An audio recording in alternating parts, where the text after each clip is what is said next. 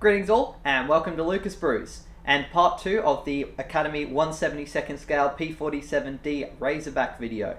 So previously I've assembled the kit. In today's video we'll look at painting it up in one of the D-Day unit schemes. The kit contains 3 different schemes, all for the same fighter group and squadron. However, I decided to go for the Spirit of Crawford County, Missouri, since it was the only P-47 included which was in olive drab, and I'd previously done a silver one. Interestingly, both the box art and also the instructions suggest painting the underside of the aircraft with olive drab as well. However, I don't believe it would have been that way. There are some photos around of the aircraft that are very hard to tell, but given that all other P-47s seem to have the neutral grey on the underside, I decided to go with that. I also saw in one photo of the aircraft that it didn't have the D-Day stripes running on the upper surfaces. However, I found other photos that showed them as present. So I decided to go with pretty much everything that's in the instructions except for the neutral grey on the underside. And since neutral grey is the lightest colour in the colour scheme for this aircraft, I decided to start off by painting it using XF53 neutral grey from Tamiya.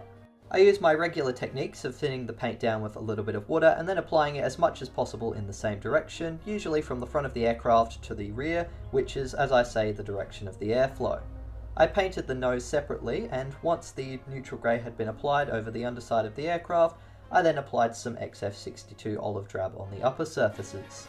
You can see a little bit more clearly with the olive drab just how thin the paint is, since you can see some areas where the lighter plastic still shows through. Ideally you want the paint layers to be nice and thin this way because it means that there's less chance of any of the brush strokes appearing, less of the surface detail gets hidden underneath the paint, and also if you make any mistakes, it's a little bit easier to neaten them up with another colour. Because my layers of paint are so thin, you have to do several of them to help build up the colour so it's nice and uniform. I do 3 coats of neutral grey and 3 coats of olive drab in the end. Gradually you can see the colours get more dark as I apply more layers, and I neaten up any mistakes as I go, making sure it looks a little bit nicer with the final coat.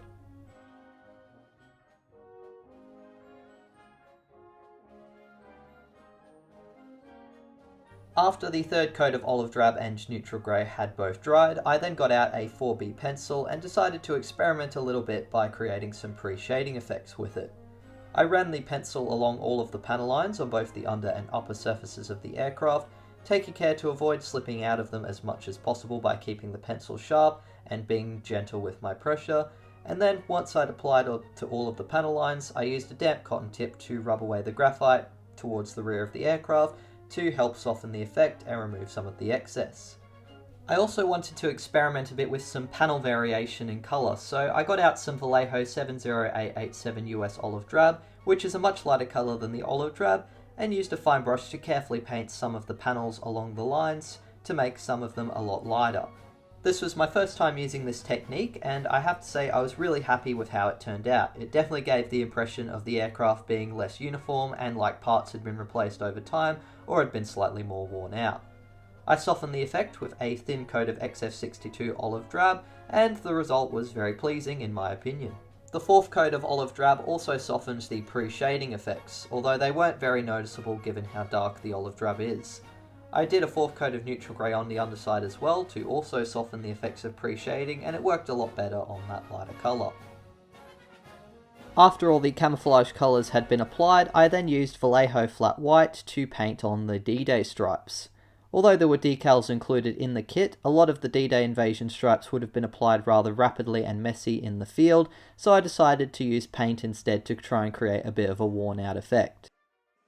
While waiting for the 1st coat of white to dry for the invasion stripes, I used a fine brush to paint some of the areas of the cockpit XF71 cockpit green, and also to paint the frames for the canopy. When painting the canopy, I like to paint the outsides the interior colour first so that it shows through rather than having to paint on the inside of the canopy where there's no raised details.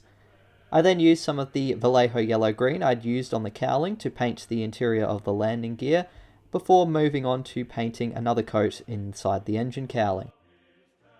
I used Vallejo Vermilion Red to paint the red band on the front of the engine cowling, and then I used some Vallejo Flat Black to paint the black section of the invasion stripes. Overall, I was quite happy with how my invasion stripes turned out. It might have been a little bit better if I'd done some masking to make them slightly straighter, since they were probably a little bit out of scale, but they definitely had the worn out and painted on effect that I was going for. I also used the flat black to paint the propeller blades, and also the wheels for the landing gear.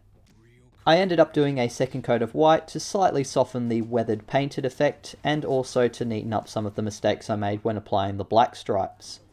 A fine brush was used to paint the outside of the canopy frame olive drab, and while the first coat of olive drab on the canopy was drying, I attempted to glue the engine. As I mentioned in part 1, it was impossible to glue the propeller to the propeller shaft without having to take the engine off of the bulkhead. So in the end, I sat the motor inside of the cowling, put the shaft on, and then glued the propeller blade, and once it had dried, I then pushed the cowling and the engine onto the bulkhead. In the end, it worked out nicely, and I was able to spin the propeller still. Since I'd finished painting most of the aircraft, I decided to glue the gun sight and the radio antenna into place, since I was less likely to accidentally knock them off. I then use a cocktail stick to neaten up any of the mistakes I made on the canopy frame when painting the olive drab and the cockpit green. One of the advantages of the acrylic paints on canopies is they're relatively easy to scratch off, provided that you do it within about 24 hours of painting the model, otherwise it starts to scratch away the plastic as well as the paint. I then paint the aerial olive drab and the gun sight flat black, and then use a little bit of Deluxe Materials odorless CA glue to glue the canopy into place. The last thing I do before it's time for some decals is paint the spinner, machine guns, landing gear struts, and the rims for the wheels XF16 flat aluminium, and apply a little bit of flat yellow from Vallejo onto the tips of the propeller blades. For the decals, I first cut out the ones that I'll be using for the aircraft, and then stick them in a ceramic bowl full of warmed up water. I give the decals a few seconds to come loose of the transfer paper after they've been soaked, and then use a brush to gently remove them off the stencil sheet, apply a little bit of water onto the model, and then slide them into place using either my fingers or the brush.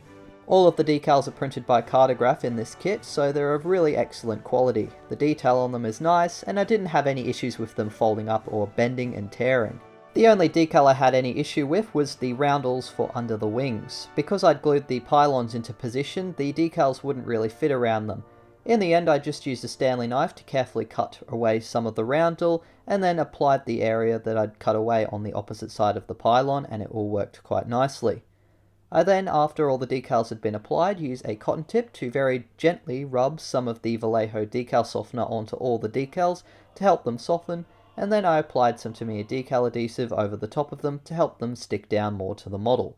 And with that, the aircraft was ready for some weathering, which is what we'll be covering in the next video. So that's it for this video. Thank you very much for having a watch. I do hope you enjoyed it and got something out of it. If you did, please be sure to leave a like and also subscribe to my YouTube channel. And if you have any questions or constructive criticism to give me, feel free to leave it in the comment section below. A big shout out, as always, to my wonderful patrons for helping me fund my channel, and also to Tectonic Hobbies, the local shop on the Sunshine Coast for all your hobby needs, where you can buy this kit and all of the products that I've used.